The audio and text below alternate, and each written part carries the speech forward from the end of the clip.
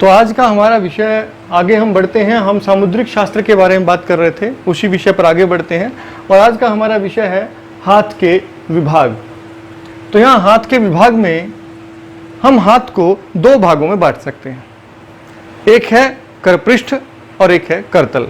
हाथ के पिछले भाग को हम करपृष्ठ कहते हैं, ये करपृष्ठ है, और ये वाले भाग को हम बोलते हैं करतल। करपृष्ठ और करतल। जब हमें हाथ का अध्ययन करना है, जब हमें हाथ रेखाओं का देखना है, और सामुद्रिक शास्त्र में हम हाथ के पिछले और अगले दोनों भागों का एक साथ अध्ययन करते हैं।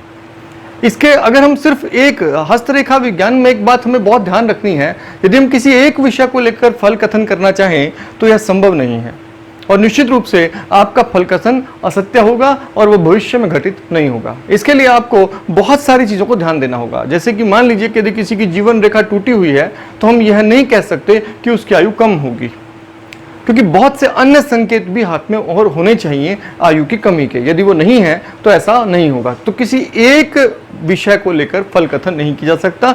सारे समूह के फल अगर एक जैसे हों तो हम वैसा फल कह सकते हैं। तो यहां हम करपृष्ठ और करतल दो भाग हमारे हाथ के हो गए। अब जब हम हाथ को अध्ययन करते हैं तो सबसे पहले हमें बाहरी भौतिक संरचना पर हाथ की ध्यान देना होगा। उस भौतिक संरचना में बाह्य गुण क्या क्या हैं हाथ के, जरा इन पर एक बार अध्ययन कर लेते हैं। तो सबसे पहले बाह्य गुणों में हम यहाँ पढ़ेंगे भौतिक सौष्ठव के बारे में, चर्म त्वचा के बारे में, वर्ण यानी कि हाथ के रंग के बारे में, रोम यानी कि बाल के बारे में, और नख यानी कि नाखून के विषय में। तो हम भौतिक सौष्ठव, चर्म सौष्ठव, वर्ण सौष्ठव, रोम सौष्ठव और नख सौष्ठव के बारे में जानकारी लेंगे। तभी हमें जाकर जानकारी होगी कि असल में हाथ के बारे में अंदरूनी रेखाएं बाद में देखेंगे। सबसे पहले हम हाथ के बाहरी हिस्सों पर पूरा अध्ययन करेंगे। इसमें हम पहले एक बार हाथ से अपना परिचय कर लेते हैं कि हमारे हाथ में, मैंने कहा कि पिछले हिस्से को करपृष्ठ कहा जाता है और अगले हिस्से को करतल कहा जाता है। ठीक है, तो ये अब अगर हम बात करते हैं चर्म की, तो चमड़ी की बनावट कैसी है? वो बहुत खुरदरी है, रूखी है, या वो बहुत मुलायम है, या वो बहुत पतली है?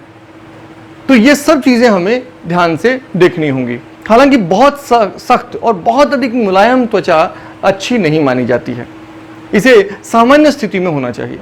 इसी प्रकार से ये हम साथ साथ बीच बीच में करते रहेंगे इन विषयों को। इसी तरह वर्ण सौष्ठव की यदि बात करें हम, तो हाथ का रंग कैसा है?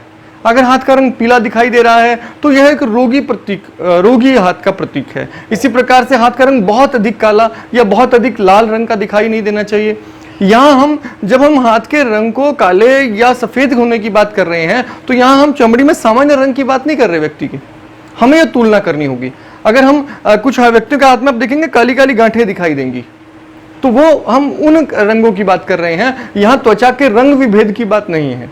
अगर हम अफ्रीका में जाएं तो हम वहाँ उनके हिसाब से उनके रंगों को अध्ययन में करेंगे, उन्हीं की तुलना करेंगे। यहाँ ऐसे भारत में अलग होगा, और ये यूरोपीय कंट्रीज में जाएंगे तो अलग होगा। तो ये जो चर्म है, चर्म का सामंजस्य हमें स्थान के हिसाब से बना लेना होगा।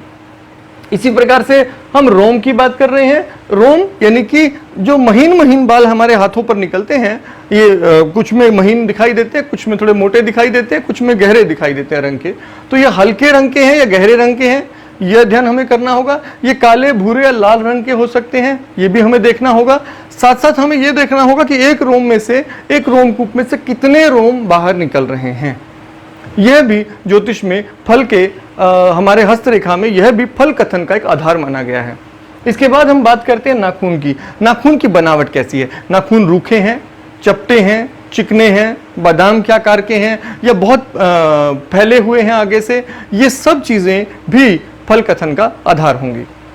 तो आज हम हाथ के पहले बाह्य संरचना के बारे में एक बार समझ लेते हैं, और फिर हम आगे बढ़ेंगे भौतिक सौष्ठव के बारे में, यानी कि हाथ के प्रकार। बाहर से पिछले हिस्से से अगर हम देखें, अगले हिस्से से टोटल हाथ का पूरे का प्रकार हम देखें तो वो कितने प्रकार का कैसा हाथ हो सकता है, उसके बारे में हम पढ़ेंगे। सबसे पहले हम हाथ की संरचना के बारे में जान लेते हैं। हाथ में हम कुल 5 उंगलियों की बात करते हैं। तो यहाँ एक अंगूठा, ये वाली जो उंगली है, जो अंगूठे के साथ वाली उंगली है, इसका नाम है तर्जनी, और इसे बोलते हैं मध्यमा, जो लंबी उंगली रहती है बीच की।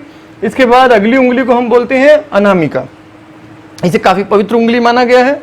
और इससे अगली जो है, तीसरी जो उंगली है, ये है कनिष्का। या कनिष्ठा यानी कि छोटी, शब्द ही बता रहा है। छोटी उंगली को हम कनिष्ठा बोलते हैं, फिर अनामिका, फिर मध्यमा, फिर तर्जनी और यह अंगूठा। हर एक उंगली के 3 पर्व होते हैं। कभी कभी उंगली में 4 पर्व हो सकते हैं या अधिक भी हो सकते हैं। लाइनें अधिक बन जाती हैं बीच में, यहाँ से विभाग हो गया तो 4 दिखाई दे रहे हैं हमें, हालांकि वो 3 ही होते हैं, लेकिन अगर वो 4 दिखाई दे या अधिक दिखाई दे तो यह बुरा लक्षण है। इसके बारे में भी हम बात करेंगे, ये कैसा है कैसा नहीं है। लेकिन फिलहाल हम आज के विषय पे हम बात फिर से एक बार आपको बता देता हूँ। हाथ का विभाग में 2 तरह का हाथ हो गया, एक करपृष्ठ, एक करतल। अब अगले भाग में हम बात करेंगे हाथ के बनावट की। मैं हाथ के बनावट के बारे में आपको एक सामान्य कुछ बातें बता देता हूं कि जब हम हाथ की बात करते हैं तो हाथ के प्रकार में सबसे पहला हाथ होता है प्रारंभिक हाथ। इसे निम्न हस्त, निम्न हाथ या निम्न श्रेणी का हाथ या एलिमेंट्री हैंड भी कहते हैं।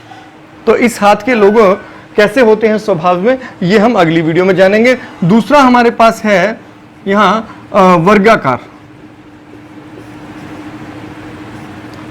वर्गाकार हाथ जिसे हम स्क्वायर हैंड भी कहते हैं, और इसे उद्यमी हाथ भी कहा जाता है। तो आज के हम इसी प्रकार से हाथ के 7 प्रकार माने गए हैं। इन 7 प्रकारों को हम अगली वीडियो में देखेंगे और हम हाथ के बनावट पर चर्चा करेंगे। तो तब तक के लिए आप इसे अच्छे से समझ लें ताकि हमें आगे बढ़ना आसान हो जाए। धन्यवाद।